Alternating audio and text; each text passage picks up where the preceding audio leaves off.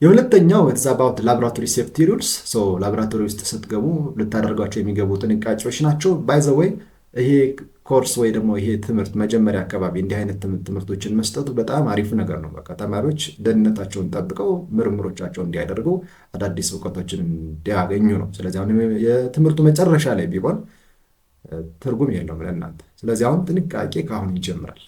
ጀስት ላይክ ዛት አንድ ሹፌር መሆን ቢፈልግ መጀመሪያ ስለ ደህንነት ነው የሚማረው። ደህንነቱን እንዴት መጠበቅ አለበት። ጀስት እንደዛ። አንድ ስፖርታዊ የሆነ እንቅስቃሴ መጀመሪያ ራስን ስለመከላከል ነው። እያንዳንዱ ነገር ራስን ከመከላከል ራስን ደህንነትን ከመጠበቅ ይጀምራል። ላቦራቶሪ ላይ የሚደረግ ማንኛውም ምርምር ሰዎች በኑሯቸው ደስተኛ ሆነው የተሻለ አትርፈው አካባቢያቸውን ወደው እንዲኖሩ ለማስቻል ከሆነ የሳይንስ ዋና ዓላማው ሰዎች ወይም ተመራማሪዎች ወይም ተማሪዎች ወይም አስተማሪዎች ደህንነታቸውን ሊጠብቁ ይገባል። ለዛም ሴፍቲ ሩልስ የሚባሉ ነገሮች አሉ። ስለዚህ እንደ ቀላል አትዩት፣ በደንብ መረዳት ያስፈልጋችኋል። አለበለዚያ አካል ጉዳተኛ ትሆናላችሁ፣ ላትኖሩም ትችላላችሁ ፎር ዛት ማተር። ስለዚህ ጥንቃቄ ማድረግ አስፈላጊ ነው። ላቦራቶሪ ካን ቢ ኮንሲደርድ አስ ኤ ፕሌስ ኦፍ ዲስከቨሪ ኤንድ ለርኒንግ። ቅድም እያችኋለሁ፣ ምርምር የሚደረግበት ቦታ ነው። ኳስ የምትጫወትበት ቦታ አይደለም። ስልክ የምታዩበት ቦታ አይደለም። የምትዝናኑበት ሻይ ቡና የምትጠጡበት ቦታ አይደለም። በቃ ደህንነታችሁን ጠብቃችሁ የምትመራመሩበት አዲስ ግኝት የምታገኙበት ቦታ ነው። ዛት ኢዝ ፕሌስ ኦፍ ዲስከቨሪ። ዲስከቨሪ ማለት አዲስ ነገር ማግኘት ማለት ነው። ለርኒንግ ማለት መማር ነው። ስለዚህ ላቦራቶሪ ማለት አዲስ ነገር የሚገኝበት ቦታና የምትማሩበት ቦታ ነው።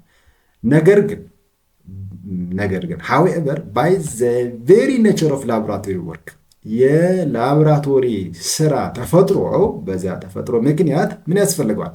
it can be a place of danger የአደጋ ቦታ ሊሆን ይችላል። ምን ከሆነ if proper scientific precautions are not taken። precautions ማለት ቅድመ ጥንቃቄ ማለት ነው።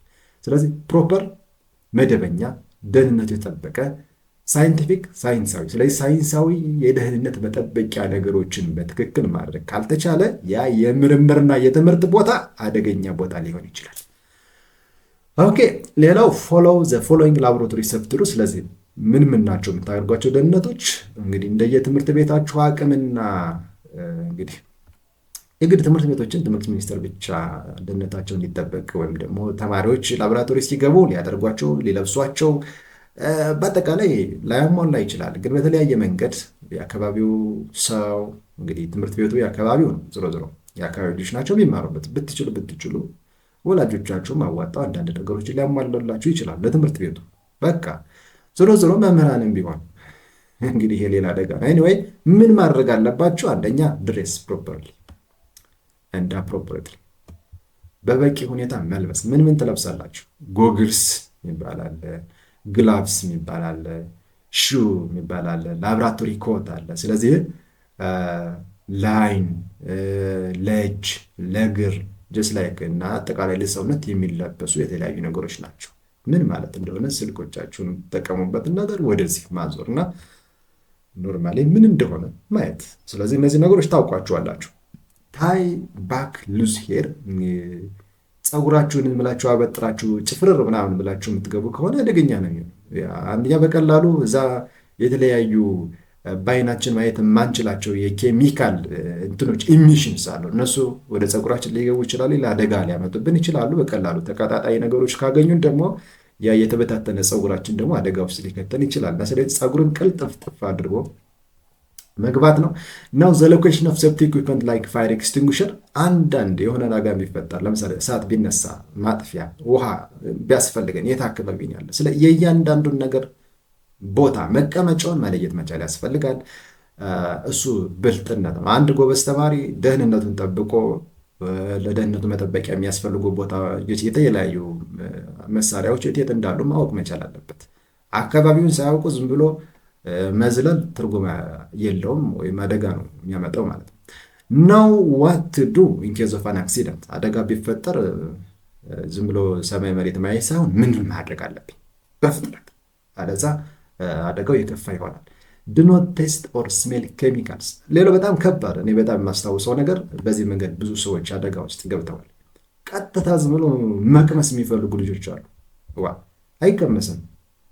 ቀጥታ ወደ አፍንጫ አይጠጋም፣ አይሸተትም፣ አደጋ አለው። ለመቅመስም ለማሽተትም የራሱ የሆነ ቴስት አለው። ቴስት ማድረጊያ የተለያዩ ነገሮች አሉ። በዛ መሰረት ነው ላብራቶሪ ሁሉም ነገር በራሳችሁ በምታዩበት መንገድ የምታስተካክሉት ነው እንጂ ቀምሳችሁ ልሳችሁ ምናምን አይደለም፣ አሽተታችሁ አይደለም። ሌላው ድኖት ኢት ኦር ድሪንክ ላብራቶሪ። ላብራቶሪ ውስጥ በምንም አይነት መንገድ በምንም አይነት ታምር መብላት መጠጣት በጣም ክልክል ነው። እንደዚህ የሚያደርጉ አስተማሪዎች ካሉ በጣም አደገኛ ስራ እየሰሩ ስለሆነ መንገድ ያስፈልጋል።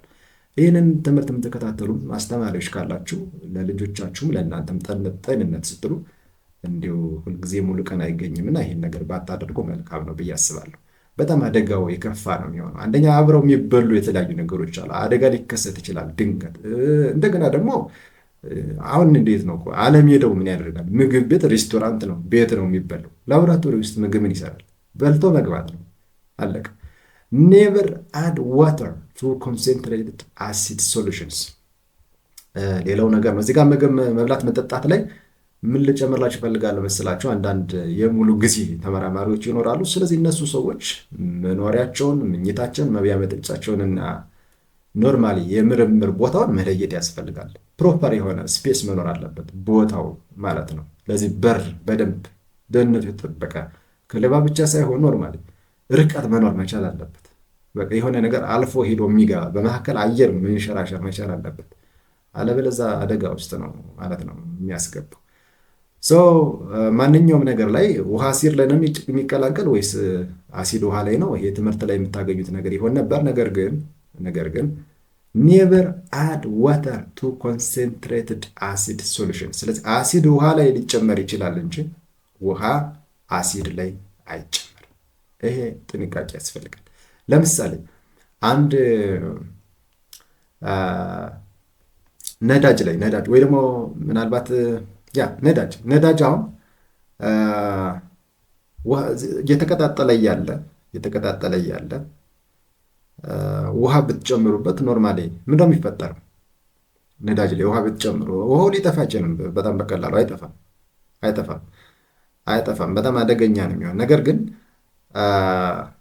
አሲዱን ውሃው ላይ ብታደርጉት አቅሙ እየተዳከመ ይሆናል።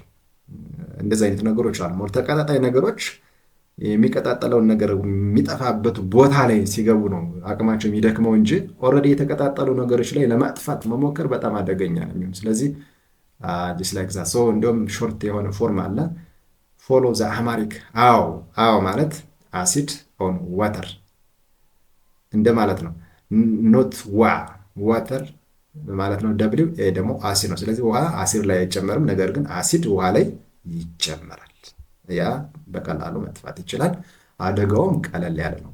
ሌላው ኬሪ አውት ኦንሊ ኤክስፐሪመንትስ አሳይንድ ባይ ዮር ቲቸር። ሌላው ነገር ነው ወይ ብቁ ባለሙያ ሆናችሁ ወይ ልምዳችሁ ሞር የዳበረ ሆኖ ካልሆነ በስተቀር በፍጹም ላቦራቶሪ ለመስራት መጽሐፍ እንደማንበብ ቀላል ስላልሆነ መሞከር አስፈላጊ ላይሆን ይችላል። ስለዚህ ከምን መጀመር እንዳለባችሁ ቅድመ ጥንቃቄዎችን ጀምሮ መምህራችሁ ለዚህ የሰለጠነ የበቃ ከሆነ ካላወቀው አታስገድዱት። ኖርማሊ መምህራንም ይሄ ልምድ ይሄ ስልጠና ሳታገኙ እንዲህ አይነት ስልጠና ሳታገኙ እንዲሁ ላቦራቶሪ መስራት የድፍረት ነገር ስላልሆነ ላቦራቶሪ አስቸጋሪ ሁኔታ ውስጥ እንዳትገቡ ጥንቃቄ ያስፈልጋል።